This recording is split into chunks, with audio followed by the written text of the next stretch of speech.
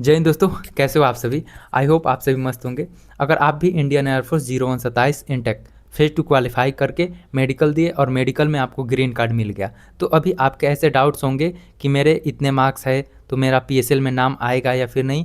कुछ लोग के कम मार्क्स होंगे, कुछ लोग के कट ऑफ से ज़्यादा मार्क्स होंगे, तो ज़्यादा मार्क्स वाले को तो टेंशन नहीं रहता है अक्सर, लेकिन जिनके कम मार्क्स रहते हैं तो उनको डाउट रहता है कि मेरा इतना कट ऑफ है, कट ऑफ इतना गया है और मेरे इतने मार्क्स है, तो क्या मैं पीएसएल तक सेफ़ हूँ या फिर नहीं। और अब आपको ग्रीन कार्ड मिल गया तो आगे आपको क्या करना है, ठीक है। तो चलिए मैं आज आपको ये सारी चीज़ें बताता हूँ कि अगर आपको फेज़ 2 में ग्रीन कार्ड, फेज़ 2 के बाद आप मेडिकल दिए, मेडिकल में आपको ग्रीन कार्ड मिल गया तो आगे आपको क्या करना चाहिए, ठीक है। क्योंकि कई बार अक्सर कैंडिडेट्स जो है कुछ गलती कर देते हैं जिससे कि उनको आगे जो है बहुत फ्यूचर में दिक्कत होती है। मैं लास्ट इनटेक का मैं बता रहा हूँ, 0 to 26 इनटेक में मेरे कई सारे दोस्त ऐसे थे जिनको कि प्रॉब्लम हुआ।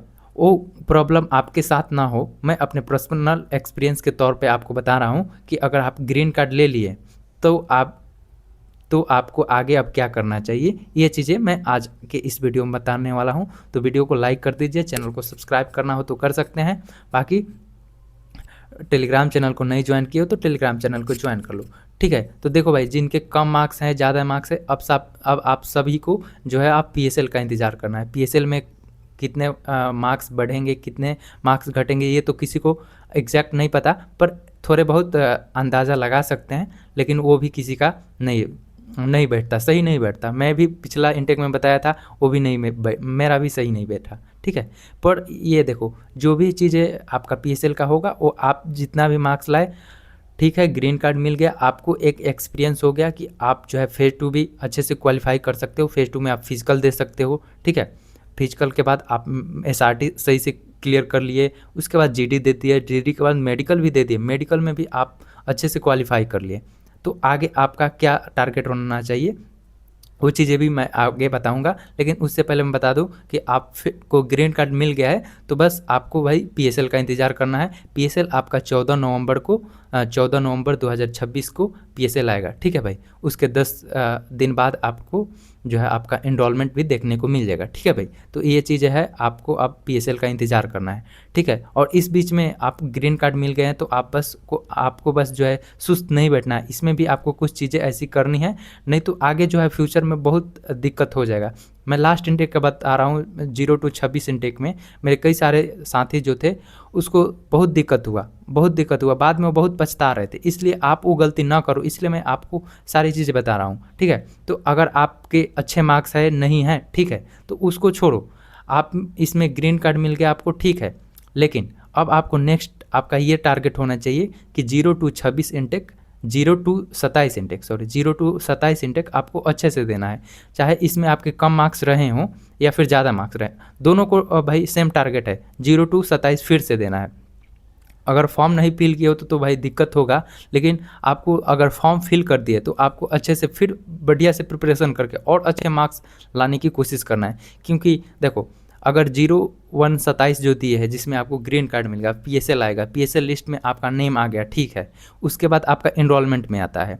एनरोलमेंट में क्या होता है, दो चीज़ें होती है, एक तो होता है मेन और एक होता है स्टैंड बाई। तो कुछ कैंडिडेट जो है मेन में सेलेक्ट होते हैं और कुछ का जो है स्टैंड बाई में नेम चला जाता है। तो जिसका मेन में नाम आता है तो उसका तो फाइनल सिलेक्शन भी होता है, और जिसका स्टैंड बाई में जाता है तो वो जब वहाँ पे जाते हैं रिपोर्टिंग के लिए ज्वाइनिंग टाइम, वहाँ पे दिक्कत ये होता है कि अगर मेन वाले प्रेजेंट नहीं होते हैं तब जाके स्टैंड बाई वाले का क्लियर होता है। स्टैंड बाई मीन्स एक तरह से होता है वेटिंग लिस्ट, मतलब कि जो मेन में जिसका सिलेक्शन हुआ वो अगर प्रेजेंट नहीं होते हैं या फिर किसी वजह से वो और दिक्कत हो जाता है उनको, तो वहाँ पे जो है स्टैंड बाई वाले को लिया जाता है। तो देखो, वहाँ पे अभी और प्रोसेस है, मतलब पीएसएल है, पीएसएल के बाद एनरोलमेंट आएगा तो उसमें मेन और स्टैंड बाय, उसके बाद भी एक प्रोसेस है मेडिकल। जब ज्वाइनिंग टाइम मेडिकल होता है उस टाइम भी मेडिकल में बहुत सारे कैंडिडेट आउट होते हैं, मेरे कई सारे दोस्त भी आउट हुए।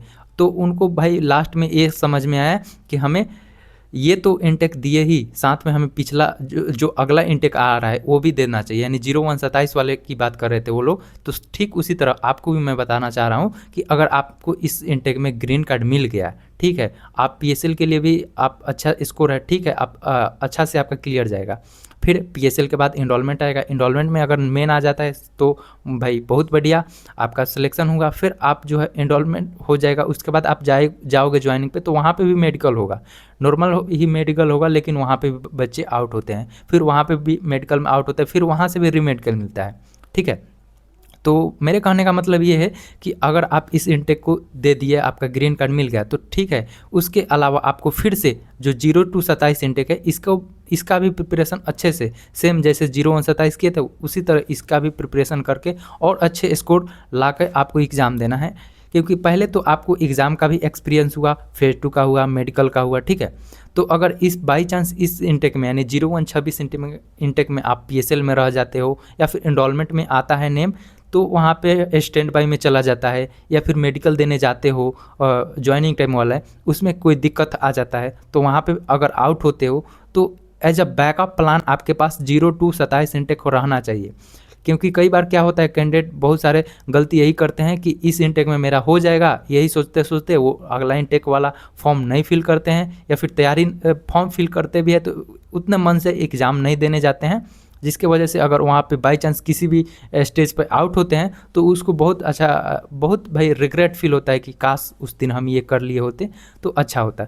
देखो भाई, इसलिए मैंने बोला कि आप जो है 0-1-27 दिए, आपको ग्रीन कार्ड मिल गया, ठीक है। अब 0-27 भी अच्छे से प्रिपरेशन करो, या फिर आप और भी कोई एग्ज़ाम्स का प्रिपरेशन कर सकते हो, चाहे नेवी हो गया, एयरफोर्स हो गया, आर्मी हो गया, या फिर एसएसजीडी, कोई भी एग्ज़ाम्स भाई बैकअप में प्लान आप रख के ही चलो।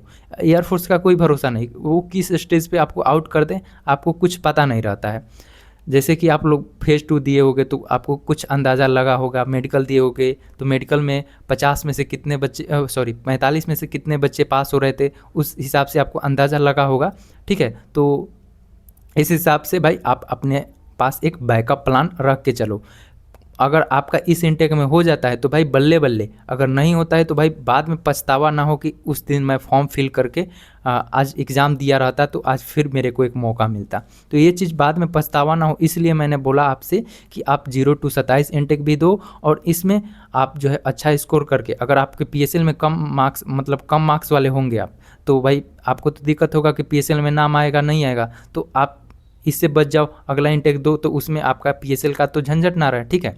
और बाई चांस अगर सारी चीज़ें आप पास करके भी जाते हो और मेडिकल में कोई इशू हो गया या फिर एनरोलमेंट में मेन की जगह आपका स्टैंड बाई आ गया, तो ये दिक्कत बाद में ना हो, इसलिए आप 0-27 इनटेक या फिर और भी अदर्स कोई एग्ज़ाम्स दे के आप अपने पास एक बैकअप प्लान रखिए। क्योंकि 0-26 इनटेक था, उसमें मेरा एक दोस्त था, उसको भाई फाइनल मेडिकल में आउट कर दिया।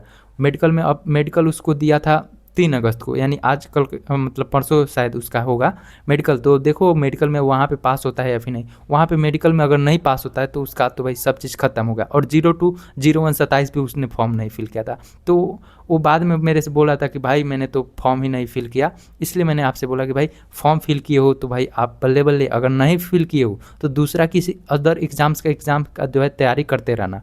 एंड साथ में आपको ग्रीन कार्ड मिल गया तो अब आपको बस सुरक्षित रहना है, क्योंकि जब पीएसएल आएगा, पीएसएल आपका 14 नवंबर को आएगा, तो उस टाइम तक आप, जब पीएसएल आएगा उसके बाद एनरोलमेंट आएगा, उसके बाद ज्वाइनिंग टाइम तक आपके जो है आप जो है सही कंडीशन में होने चाहिए। आपके बॉडी में कोई फ्रैक्चर वगैरह नहीं होना चाहिए, कोई ज़्यादा बड़ा बीमारी वगैरह चीज़ें नहीं होना है। तो इसीलिए भाई सुरक्षित रहना, घर में रहना है, और जो है गाड़ी जो है चलाते हैं भाई रफ़ नहीं चलाना है, जिससे कि एक्सीडेंट वगैरह हो चीज़। तो अब आपके पास ग्रीन कार्ड मिल गया तो इसलिए ये चीज़ भी रखना है। साथ में आपको अच्छे से नेक्स्ट इनटेक की भी प्रिपरेशन करना है, या फिर और भी एग्ज़ाम्स की प्रिपरेशन करके आपके पास एक बैकअप प्लान होना चाहिए, जिससे कि फ्यूचर में अगर बाई चांस किसी भी स्टेज पे आपके साथ दिक्कत होती है तो वहाँ पे एक बैकअप प्लान रहे। इसलिए आप अभी से ही प्लानिंग करके चले, अभी से सारी चीज़ें रिस्पॉन्सिबिलिटी के साथ लेकर चले और उसको अच्छे से करें, क्योंकि भाई अगर बाद में दिक्कत होती है तो बाद में पछतावा के अलावा और कुछ नहीं कर सकते। भाई मैंने हमेशा भी यही बहुत सारे अपने दोस्तों को भी बताया है, इसलिए भाई आप सभी को वही बता रहा हूँ। तो भाई आप फॉलो कर सकते हो, जिससे कि आपको आगे फ्यूचर में किसी प्रकार की दिक्कत ना हो। और जिनको ग्रीन कार्ड मिल गया और जो अभी री मेडिकल देने जाने वाले हैं, तो री मेडिकल में भी कुछ लोग का ग्रीन कार्ड मिलेगा, तो वहाँ भी सही है। बाकी सब लोग आप जो है नेक्स्ट इनटेक की भी प्रिपरेशन करते रहना, क्या पता कहाँ पे क्या हो जाए किसके साथ, इसलिए प्रिपरेशन करते रहना एंड अच्छे से करना भाई, रिस्पॉन्सिबिलिटी के साथ करना। ये हवाबाजी में नहीं कि ये तो क्लियर हो गया है तो भाई दूसरा आप क्या करना, ठीक है, ऐसे नहीं करना है दोस्त, अच्छे से करना, क्योंकि कई बार किस्मत में इधर उधर चीज़ें होती है तो भाई दिक्कत हो जाती है, इसलिए ठीक से करना, ठीक है भाई। बाकी कुछ भी डाउट बचे या फिर कोई आपको इशू हो कुछ भी रिलेटेड तो भाई पूछ सकते हो, ठीक है भाई। जय हिंद दोस्तों।